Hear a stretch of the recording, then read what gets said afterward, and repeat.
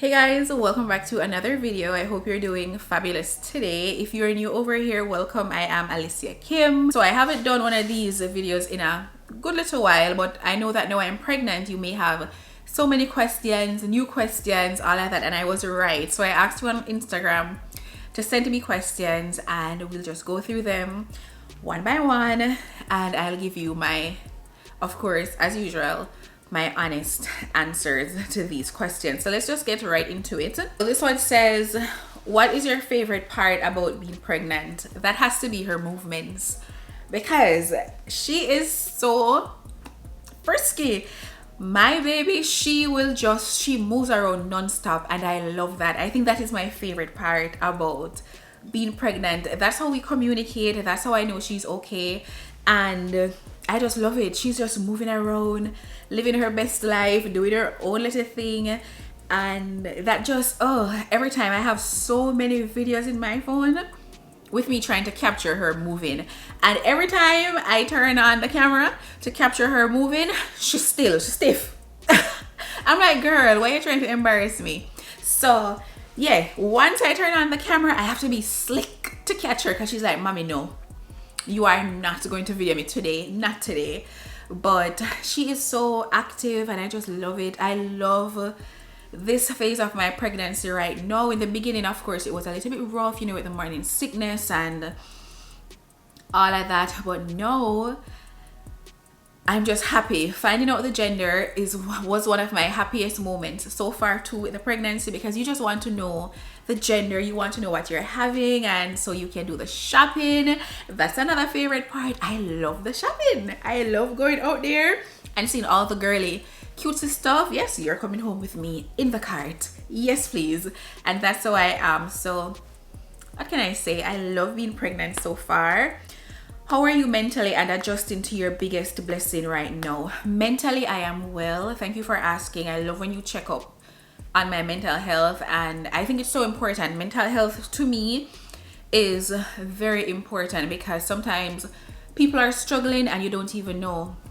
So do it not only with me, but with your friends and your family. Do those little wellness check-in. How are you? How are you feeling mentally? How's everything going? Things like that. I think it's one of the most caring questions you can ask. But as for me right now, mentally, I am well. I am so well. I am so happy. As I said, this pregnancy, this phase, this newness that I am experiencing is I have to say, it's the best phase of my life. And it's the most blissful feeling to know that I am baking a baby, I'm making a baby, I'm creating a whole human being that's going to be in this world, and I feel honored and blessed. So I'm trying to protect her and protect this pregnancy as much as I can. So with that, I take care to not introduce any stress in my life, no drama, nothing that will make me feel overwhelmed or just stressed at all. Things that I can control, I try to control, and anything that is disturbing my mental, disturbing my wellness, disturbing my peace of mind, you got to go. I don't have time. This may come with age, because when you're younger, everything's a bother to you. Someone don't like you, what can I do to make it better? You want to appease, you want to correct it, you want to make everyone feel comfortable. Let me put this phone on silent. But I think as I've gotten older, I've kind of stopped doing that and realizing that some people just exist to disturb your peace. Some people just exist to try to dismantle whatever happiness that you have, and you have to protect your happiness by all means necessary. And that comes with age, it comes with experience. You realize you can't please everybody. And also, now that I'm pregnant, it's like all that I want is to make sure my mental is well. But yeah, I say all that to say I'm doing well mentally. I'm happy, I'm peaceful, I am contented, and I'm very, very thankful for that. This one says, how do you stay true to you, especially with all the negativity about your choices? It's easy, because when you make a choice in life for yourself, and you sit with yourself, you talk to God about it, you explore yourself, you know where you're coming from, you know what it's going to take to make you happy, and you're making the choice for you, trust, there is a confidence in that knows no bounds. Like no one can disturb that, because you're confident in that choice. And for me, a lot of people have a lot to say, being that I'm now pregnant and whatever, I'm living my life, I've chosen to move on, I moved to a new state, I've gotten through a divorce, and I am just pressing forward. A lot of people, they don't understand it, and they don't understand because they don't want to understand. And one thing that I've learned is that it makes no sense to explain your choices, your lifestyle, your well-being. It doesn't make sense to explain anything to people who refuse to understand. You know what I mean? So it's a difference when someone questions your choices because they want to know more, they want to learn, or they want to understand, as opposed to someone who questions the choice just because, and it doesn't matter what you say, they're going to stick to their negative feeling. We're not paying them no mind. I strongly believe that once you make a choice for you and you are happy, again, I know I keep saying this, but remember, in this life, you are going through it alone. You may be married, you may have kids, you may have a strong support system, but this life is yours and yours alone. This life is mine and mine alone. No one can live it for me. If I get sick right now, no one can feel that sickness for me. You go to the hospital, you're lying on a hospital bed, no one can go through that for you. And when the end of your life comes, no one can go through that journey for you. So I say all that to say, knowing all that, I know that I have to make my choices based on me, my happiness, my peace, and there is that overwhelming confidence to know people may not always like the choice you make, and people can only give their perspective based on what they have, the knowledge that they have, whatever they have experienced as well. So some people have these kind of perspective where I want to do what she do, so why she do it? Because it's my life. Or you may experience somebody saying, why should do that? Like, that don't make no sense. I want to do that. It's not your life. You do what you choose to do with your life, and others will choose to do what they do with their life. So in a sense, it doesn't affect me because I know everybody will not think the same. Everyone in the world will not be on the same page. There are people that will understand, especially people who have had life experiences that mirror your own. They can see through it, they can understand, they can relate, and they can propel you forward. And there are some who, they haven't experienced anything, so they don't really know the reality of what can happen in certain situations, so they will never understand your choices. And guess what? That's okay, because it's not their life. They don't have to live it, so they don't have to understand it. How is pregnancy, and do you have a name as yet? Pregnancy is beautiful, it's blissful, it's nice, I love it.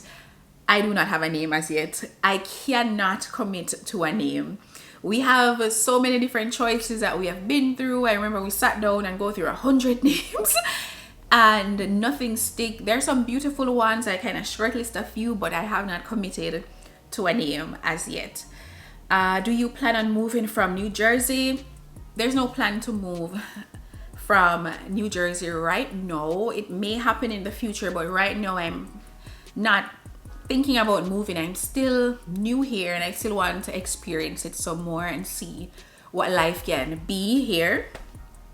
How do you deal with the negativity online? I don't consume it. That's one thing. So I do see it because they may comment it under my post and whatever. So I'm not going to say I don't see it, blah, blah, blah. I do see it. But block, delete, ignore. Block, delete, ignore. Because as I said, the world cannot exist without people being negative. It's just from the beginning of time, from Bible days, it has existed. So for me to think that I would escape it would just be delusional. I would be Delulu. And if it's one thing your girl is not, I'm not Delulu. As I said, I don't want this phase of my life to include anything negative. So I make sure friends and family don't send me anything that's talking about anything negative. The next thing, even if they do, because sometimes they don't want to go through the hassle of saying, hey, I don't want to know, I don't care. I just give them a one word reply, and that's it. I don't watch it, so I don't even have anything to comment on it, you know. That, and I don't go out of my way to see negative comments. You know what I've realized, and what's very true with me, people cannot control my choices, and thus they try to control the perception of me. So people try, or are trying actively, to curate a new version of me that's only in their mind, because they don't understand. How dare she come to America and I try make life? How dare you go through a divorce and come out standing on your 2 feet? How dare you? How you do that? They don't understand it, right? And so they try now to change people's perception of me. But I know who I am, right? I know the truth. I've tried sharing the truth on my platform. I've used dates to depict things that have happened in my life. And when I was going through some of the toughest times, I didn't come on the media and talk about it in real time. I wasn't on here bawling in real time. I went through my hurt behind closed doors. I documented it and I posted it when I felt it was right for me and I was ready for people to know the truth. And if people cannot understand it, or they refuse to understand it, that's not my problem. The negativity that people want to talk about me, it has nothing to do with me. It doesn't reflect my lifestyle. It doesn't reflect my personality. It doesn't reflect my intention. It has everything to do with them. It has everything to do with them, because I am here living my life. I'm happy. And you are spending your days worrying about me, and not only worrying but trying to change people's perception of me. And that is the part, because gossip travels faster than the truth. We know that. Like, gossip will spread like wildfire, but the truth, no one talks about it. There's an overwhelming amount of positivity surrounding me and people that love on me and push me forward, but that doesn't get talked about. People focus on the negative, and I guess it's human nature. So I don't pay no mind, because I know that it has nothing to do with me. It doesn't represent me, and I can't stop it. Everyone has negativity. Even if you are not on social media, you're just living your life, your family member, your friends, your circle spew negativity. So it comes with the territory, and I've accepted it for what it is, but I'm not letting it consume me. I hope I answered that. I feel like I went off on a tangent. This one says, will you do a family vlog channel? No, I wouldn't. I would not. A lot of the negativity that I'm experiencing, that you'd see I've been talking about, is because I've made a lot of my life public and I've shared so much. And I was saying earlier that because people can't control me, the control I was alluding to is now that I've said I don't want to put my partner online, I don't want to share certain parts of my life, people don't accept it. And they think, oh, you started off by showing us your relationship, your life, how dare you not do that anymore? So that's the control, just to clarify, that I'm talking about. And so I've experienced the good in that and the negative in that, and I wouldn't want to put me or my family through that. So no, I wouldn't do, right now as I'm sitting here with you, I wouldn't do a family channel or one of those couples channel or anything like that. No. Do you want more children? I do, actually, but I don't know. Let me get through this one let's get through this one and then see what the future holds. As I say, factor in my age and all of that. I don't know if I'm going to try again, so I guess we will see how that will go. Will you be posting your labor and delivery? That's a difficult question because I don't know. I will be vlogging it. I will be recording it or recording as much as I can, but I can't tell you definitively right now if I will be posting it or not, because even my gender reveal, I recorded it. I have the recording, all of that on a memory card. But as I say, with people having these, I would say, parasocial relationships and feeling so entitled to my life and to the intricacies of my life and all of that, no, just taking a step back, a lot of things I just want to keep sacred to myself and to my family. And I know it's selfish to my true supporters who are just here for the ride and cheering me on and all of that, but I'm sure you too have seen how people are just obsessed with this whole journey and this whole process and feeling so entitled to certain things, where the more push I get to share is the more I don't want to share. So I honestly don't know about my labor and delivery. I started out my pregnancy journey wanting to share everything. I showed the pregnancy test and I showed telling my family and all of that, but slowly I've just kind of taken a step back. And rightly so, because I just don't want the overwhelming amount of noise and talking and all of that on my, on my platform, or open the floodgates. So I don't know. Let's see. Do you think you will remarry? Yes, I will remarry. I want a family. I know what marriage represents for me. It represents unity. It represents togetherness, and that's how I want my child or children to grow up. That's very important to me. So yes, I would definitely want to or consider walking down the aisle again, of course. This one says, still have cheese patty cravings? No, I have been saved from that craving because it was wild. I was wanting cheese patty right round the clock, but no, I want ice cream, I want cake, I want dessert, I want anything sweet, muffins and things like that, anything sweet, donuts. That's what I'm craving right now. But of course, I have to be very mindful about consuming those stuff, but in moderation. I do indulge from time to time. What's one thing you wanted to do but don't think you will do? Skydiving. Always wanted to skydive, but I've never been brave enough.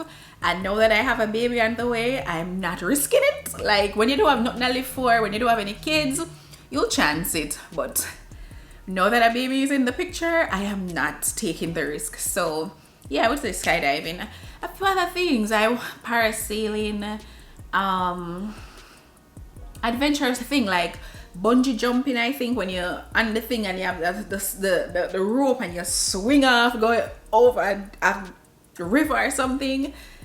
Yeah, I always wanted to try those things but never been brave enough. Are you truly in a happy place? No, I am truly. There's no reward for lying about your happiness. There's no reward in lying to yourself about your contentment and your peace of mind. There's no reward. That will only aggravate you more because you have to put up this front, but behind your closed door at night, you're the one that has to face your reality. So I am truly in the happiest place right now, and deservingly so. I've been through so many times where it was just tears and sadness, and I think now that things are happening to make me happy, I don't want to rob myself of the moments that are happening, and I want to live in those moments. I want to enjoy those moments. I want to gobble them up, hold them close, and I am truly happy. I think that everything happens for a reason, and maybe this is my reason right now, and for that I'm thankful, I'm grateful, and I just want to enjoy what's happening right now. Any food aversions? Not right now. There's nothing that I can't eat. I can eat every and anything. Any and everything I can eat right now. Some things I don't like anymore. For example, tea, hot beverages. I don't like anything hot. I used to get my water room temperature. I can't anymore. Everything has to be cold, ice cold. I don't like tea anymore. And I was such a tea girl. I don't be drinking tea like that. No, I don't want a tea. No. So yeah, I've noticed certain things I don't really go for, but I can have them if I want. Did you think you would be able to conceive naturally? I wasn't sure, but I was worried about it. And I think I shared that publicly with you, that I don't know if I can conceive naturally. I don't know.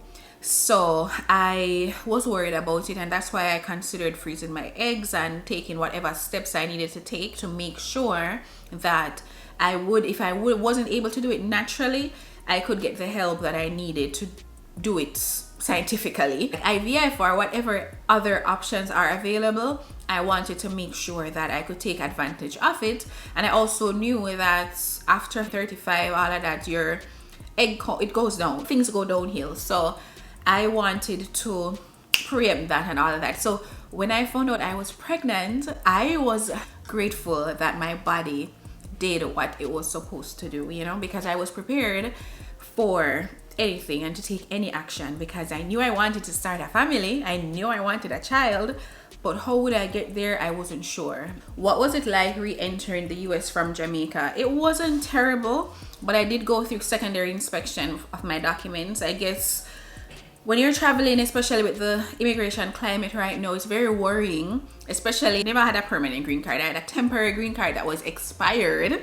And then I had a paper from USCIS, from immigration, saying, okay, we've extended your expired green card for another 48 months, pending us, you know, going over your case and all of that. So it was worrying traveling, but I wanted to travel, so I did it anyway. And then when I'm at immigration, my heart started beating and I start worrying about it. What's gonna happen? So the last time, prior to the last time, it was easy. I gave them my documents, I was free to go. The last time was kind of nerve-wracking because they escorted me downstairs for a secondary inspection, and I was worried because I didn't know what's that about, especially being divorced and having a green card that's based conditional upon marriage.